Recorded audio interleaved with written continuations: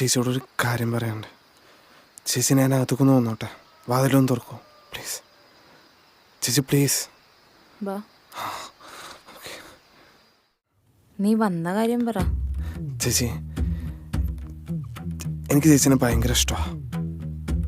ചേച്ചിനെ കാണുമ്പോൾ തന്നെ ഭയങ്കര ഫീലാ.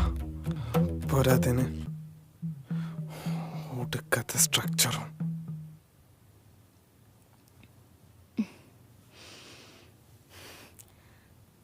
അപ്പം നിനക്ക് ചേച്ചിനോട് വെറും ഒരു ഇഷ്ടം മാത്രമല്ലല്ലോടാ.